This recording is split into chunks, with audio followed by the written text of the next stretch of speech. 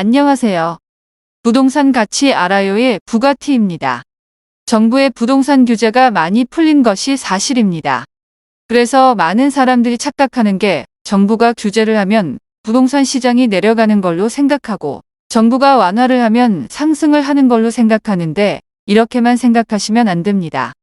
정부가 규제를 한다는 건 규제를 할 수밖에 없을 만큼 부동산 시장이 뜨겁기 때문에 규제를 한다는 것이라서 부동산 시장이 본격적으로 상승한다는 신호탄이라고 보시면 되겠습니다. 반대로 규제를 완화한다는 얘기는 규제를 완화할 수밖에 없을 만큼 시장이 너무 안 좋은 거죠. 그렇기 때문에 부동산 시장을 완화하는 거고 지금의 1월 3일 정부 대책은 부동산 하락의 신호탄이 드디어 올려졌다라고 표현하고 싶습니다. 정부에서 새 아파트 미분양 매입을 검토하는 가운데 최근 LH가 서울 강북구에 위치한 준공후 미분양을 매입했습니다.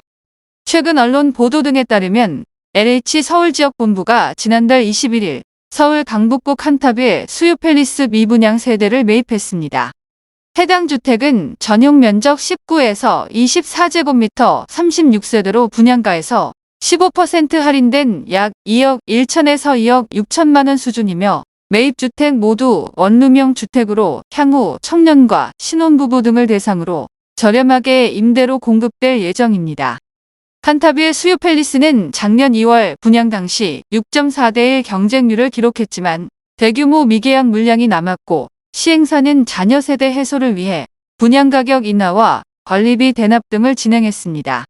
다만 LH는 이번 매입이 최근 대통령이 지시한 새 아파트 미분양 매입 검토와는 무관하다는 입장입니다. 오늘은 정부가 미분양 아파트를 매입했다는 이슈가 있는 지역인 서울시 강북구에 위치한 아파트들에 대해서 말씀드리겠습니다. 첫 번째로 소개해드릴 서울시 강북구 아파트는 서울시 강북구 미아동에 위치한 SK 북한산시티입니다. 3,830세대 총 47개 동으로 용적률 271%, 건폐율 17%, 최고층은 25층입니다. 사용 승인일은 2004년 5월 7일이며 총 주차 대수는 4,804대로 세대당 1.25대입니다. 33평형으로 2021년 9월 8억 7천만 원에 거래됐으나 최근 2022년 10월 6억 5천만 원에 거래됐습니다. 이는 실거래 가격이 2억 2천만 원 내렸으며 25% 하락한 가격입니다.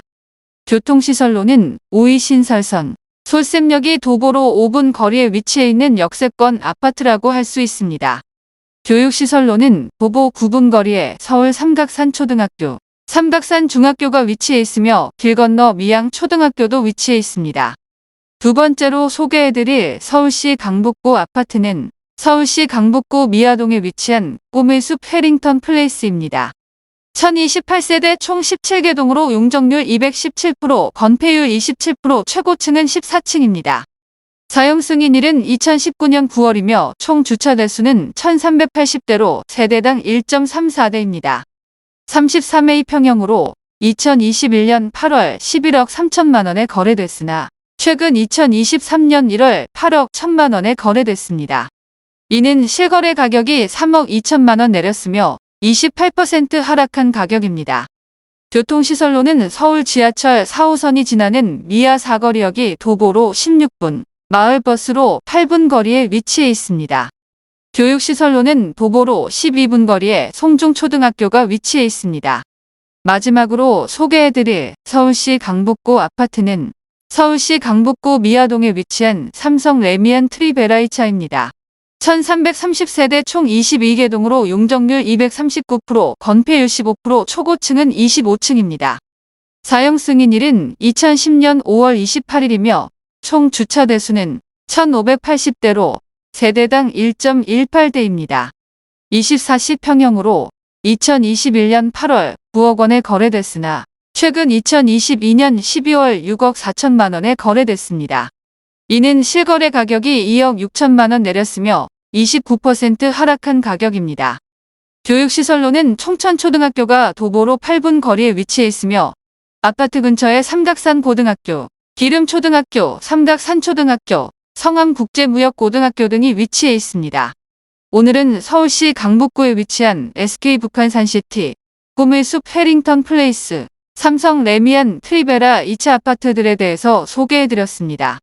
세계적인 금리 인상의 여파로 부동산 시장이 큰 타격을 받고 있고 거래가 없다 보니 서울 아파트값이 계속 하락하고 있습니다. 특히 영끌족이 집중 매수했던 강북지역 아파트값은 10억 원이 붕괴되기도 했습니다. 강북지역 집값이 두드러지게 떨어지는 이유로 금리 인상과 대출 규제를 꼽았습니다.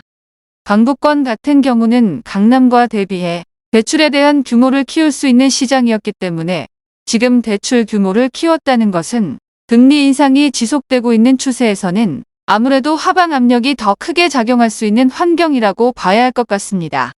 서울에서도 가장 대출을 잘 활용해 집을 살 수 있었던 곳은 강북이었는데 금리가 계속해서 인상되자 집을 사려는 사람이 없어 급매만 거래되다 보니 집값도 내려가고 있다는 겁니다. 오늘 영상도 도움이 되셨다면 구독과 좋아요 부탁드립니다. 감사합니다.